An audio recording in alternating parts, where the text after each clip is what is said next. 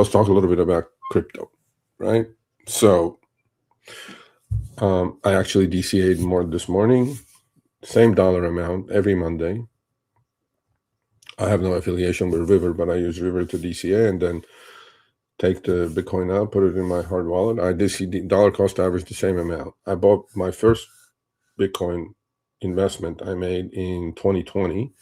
I didn't touch it for 4 years. So my cost basis is a lot lower than what it is today. But now I'm actually averaging up. I dollar cost average every Monday last year, and I'm going to do that this year. I do not trade crypto. I do not leverage it. I don't want to do any of that. I trade the surrogates, which you guys probably are aware of, such as MSTR, MSTU, BMNR, BMNU, SBET, and all these other names. We'll talk a little bit about those, but let's talk about crypto. What has crypto done? Crypto is in a bear market. A lot of people just go, oh, it's going to be 1.1 million. Like, bro, it's 60,000, 68,000. I can say that too. I go make some outlandish comment and say, Bitcoin is going to be 10 million. Like, why? I don't know. It's 68,000. Nobody knows what's going to happen to Bitcoin. A lot of people on X were like, oh, Bitcoin is doing this. I'm like, it's got cut in half. It's in a bear market. But I'm going to keep DCAing because I do believe in debasing of the US dollar is going to end up in a much lower US dollar. Is it an inflation hedge? No. Is it digital gold? I don't think it is, but let's say it is. And is it a inflation fighter, Bitcoin? Because there's a finite amount of it. Because we can make all the gold, right? We can dig out all the gold out of the ground, but we cannot make more Bitcoin. My thought was it was simplistic. In simplistic terms, it was that this is something that's finite. They cannot make more of it. But then why is it selling off? The whole world is buying Bitcoin, by the way. Michael Saylor is buying Bitcoin. All the institutions are buying Bitcoin, and it's still going down. Who's selling it? When is that going to be all absorbed? Are they all the old timers selling it and they own it at $1 per Bitcoin? Potentially. I don't know. The technicalities for me are not important when it comes to Bitcoin. I still think it hasn't been cracked. It hasn't been hacked. We'll talk about Michael Saylor and Tom Lee in a minute. And I'm a believer in Bitcoin. That's why I put a little bit of money every Monday, automatically, dollar cost average. And one day I'll just hand that cold wallet to my kids. I go, here's your part of your inheritance. Enjoy it. It could be $1 million per Bitcoin, or it could be nothing. I don't know. But that's one way of protecting yourself. Another way, obviously, is gold. Another way is stocks. Another way is real estate. I mean, there's many ways you can protect yourself against what's going on. And just being a one-trick pony doesn't sit well with me, especially at this stage of my life. Now, if you're 25 years old, you have all the time ahead of you. Do whatever you want to do, but because your peak earning years are ahead of you. Well, now my goal is to protect what I have and potentially add to it. Have some fun by trading, definitely investing in long-term stocks. But I said this before, I own 4 to be 5 in my long-term port at the moment. You guys can go watch the videos. I don't have to go through that. And I actively trade. So let's look at Bitcoin. Let's look at Ethereum. Oh, before then, a lot of people are just pointing fingers at Michael Saylor and Tom Lee. They're two human beings. They don't know anything more than you and I do. I don't think they do, right? So Michael Saylor is saying Bitcoin 10 million, whatever. Michael, it's 68,000. Buy all you can, I guess, if you think it's going to 10 million, because you seem like you keep buying at an all-time high every time. And same thing with Tom Lee. A lot of people are pissed off at Tom Lee. Why? Why are you guys pissed off at Tom Lee? Tom Lee's not doing anything he said he wasn't going to do. He runs a DAT, digital asset treasury company, that just buys Ethereum. All he does is sell shares and buys Ethereum. He said, yeah, Ethereum 20,000. Where is it? Oh, Tom, we're at 1900, right? And I actually said, I was on a popular YouTuber's channel a few months ago. It was like 3,800. Everybody was pumping BMNR up at $60 a share. Now we're down to 18, and everybody's like, "Oh, Tom Lee screwed us." I'm like, Tom Lee didn't screw you. You screwed you because you didn't do your due diligence. You didn't think that there is a chance that Ethereum can go cut in half, which it did. And I said that on that, and it's public info. You guys can go check it on YouTube. I said, but what if Ethereum goes to 2,000? Sure enough, we hit 1,800 last week. And sure enough, Bitcoin hit 60,000 last week. Buyer beware. These things go sideways once in a while, but don't go blaming other people. Take responsibility. Don't play the victim. You know what I'm saying? And okay, user. Oh, okay. Well, I don't know what that means, but I was about to put you in YouTube jail, but I'm going to save you for now. But don't go crazy. So let's take a look. Let's take a look at what's going on with Bitcoin. This is the fourth section of the. So we went indexes, we went interest rates, we went precious metals, and now we're going crypto. Let's say this. Jeremiah James says, does it make sense to buy altcoin? Absolutely not. Absolutely not. You can do whatever you want. I wouldn't touch altcoins with your money. I don't even buy Ethereum. I bought some, BMNU and trading options on it and things like that, but I don't even have that in my long-term port. No. But I do dollar cost average Bitcoin every Monday. Same dollar amount. That's why it's called dollar cost averaging. So I'm actually averaging up now, but it's fine. I think I paid as high as 110. I think today I paid 68 and change. So whatever. Same dollar amount. Altcoins, well, we know what happened to altcoins, right? The shit coins, they go to where they deserve. They're not worth the paper they're printed on. Maybe I don't know much about them. Maybe it's because a lot of people have XRP and this and that. I'm like, I have no idea what they are. I really don't care. I don't want to waste a dollar, the one day's worth of time on any of that stuff. For your sake, yeah. Well, you're in the hope and pray stage at the moment, and we'll see. It doesn't look that good, my man. So let's take a look at Ethereum and Bitcoin. All right, so I'm going to go IBIT. IBIT is the iShares Bitcoin largest, ETF. Now, if you look at that, 72 high, that's when Bitcoin was 127, and now we're down to 35. That's 50%, right? Okay. And consequently, Bitcoin down 50%. Michael Saylor's MSTR, which is the largest DAT, is from 457 to about 130. So why is that?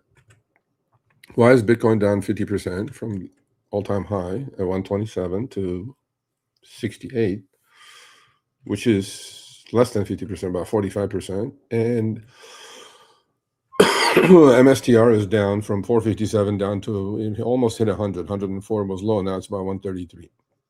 So 457 to 133 is $320.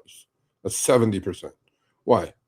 Oh, I've done a lot of videos on MNAV, multiple net asset value. Please go check those out. Because again, people don't understand because I see all these fools on X. So MSTR, I'm like, bro, what are you talking about? I mean, what is wrong with you? And then I hope one of those grabs the link and comes on. We can have a debate about this thing. But they don't understand MNAV. They just talk shit and X. And I go, keep buying. I'm like, yeah, keep buying. Get closer to the, closer to blowing your account. No problem. And then people go, then all these people just look at long term. They go, oh, in 10 years. I'm like, bro, in 10 years, the world may not be here. What are you talking about? Price is the price today. That's all I'm dealing with. So that's IBIT. And it's in a downtrend. It's in a bear market. It's horrible. If this was a regular chart, I'd be like, I wouldn't touch that with your money. This looks worse than PayPal, for God's sakes. I mean, I'm like, what is there to say? Is it bottoming? I have no idea. It's not. There's no indication. Back here, last maybe went sideways 2 months. And when that got taken out, I'm like, watch out below. And that's 1 year. Okay, let's take a look at longer pictures. This is 3 years. So basically, Bitcoin is back to where it was right here in all this wide range when it went sideways from March of 2023 all the way to 2024. And I was like, all the way to December, November. So that's like 8 months of sideways. And then it broke out, and then it went sideways some more, and then it went higher. Well, now we're back to where we were. We can look at a longer term picture. I don't think this has that much of a history, but yeah, okay. So this goes back to February of 2024. That's when IBIT was established, which is the iShares Bitcoin ETF. Well, that picture tells me this is in a bear market. Until things change, hope and pray is going to not work.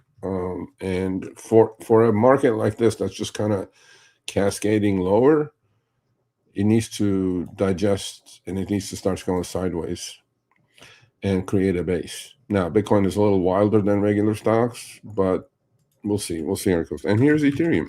Here's the Ethereum iShares Ethereum ETF. And it's in a bear market. It went from 36, which is 4,700 on Ethereum, down to 15. It's down 60%. I'm like, what is there so hard to understand here? Could it go to like maybe 12, 1,500 on Ethereum? Potentially. It was there before. And where will all the bag holders in BMNR will be? They're going to keep cussing Tom Lee for a while. And Ethereum is actually, this is 3 years. Ethereum is approaching. This is max. So let's look at 3 years. So Ethereum is back to where it was literally in March of last year. Right? Okay. Okay. And then consequently, what happened to BMNR? The largest DAT, digital asset treasury company, which 99% of the people have losses on holding DAGs. What happened to BMNR? Okay. So BMNR went from 68 to 16. That's 70+%. And if you guys notice, Ethereum did not go down 75% or 72%. Well, how much did it go down? It did go down quite a bit. It went about 60%. So why? Again, MNAV is getting crushed, or MNAV is shrinking. And if people don't understand it, they just keep saying BMNR, BMNR, BMNR. I'm like, look, folks, BMNR is not going anywhere. MSTR is not going anywhere. SBET, another one, which actually I like more than BMNR. SBET is not going anywhere until or unless Ethereum moves appreciably higher. Period. Done. End of conversation. Now, do you believe the story of Ethereum and Bitcoin long term? Do you believe it? Meaning, do you think Michael Saylor and Tom Lee are right? Specifically, Tom Lee, who says Wall Street is going to be adapting, right, Ethereum, and everything is going to be on that network. So, right, basically that's getting rid of the middleman to a point. Everything is going to be on the network, and it's safe. Transactions are going to be. The only holdout at the moment is obviously the bill in the House and the Senate, but who knows what kind of bill is going to come out of there, right? But besides that, his outlook on this is Wall Street is going to be rebuilt on the Ethereum network. Is he right? Is he wrong? I don't know. It's just one man's opinion. I'm just going to go what the price presents itself to me. If the price presents itself an opportunity, then I'll just do it. But I don't know if Tom Lee knows either. Now, you can say, I know. Come on and explain it to me. I'm always open-minded and willing to learn.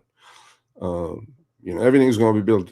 What do you know that I don't know? What do you know that the market is discounting and pushing Ethereum from 4,700 to 1,900? What do you know? The market's telling you it's none of that is happening, because markets are always forward looking, right?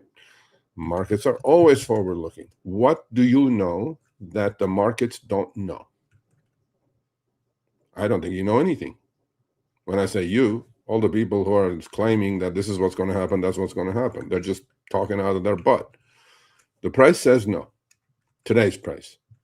How do you know today's price is low, or how do you know today's price is high? Well, I just can only deal with today's price. Now, I can have an opinion about it, but that opinion should not make me go invest in something that I don't know the future of, because these are not actual companies, BMNR or MSTR. They just depend on Bitcoin's price and Ethereum's price. You can't compare a BMNR to an Apple or a Google or a Meta or a Microsoft or a Southwest Airlines or Walmart or whatever, right? Because those companies produce free cash flow, those companies produce earnings, those companies they have productivity. These companies don't have anything other than Bitcoin or Ethereum in their treasuries. So, to me, yeah, buyer beware. Don't go put all your eggs in this Tom Lee basket, because then it's just going to be you're going to the poorhouse real quick.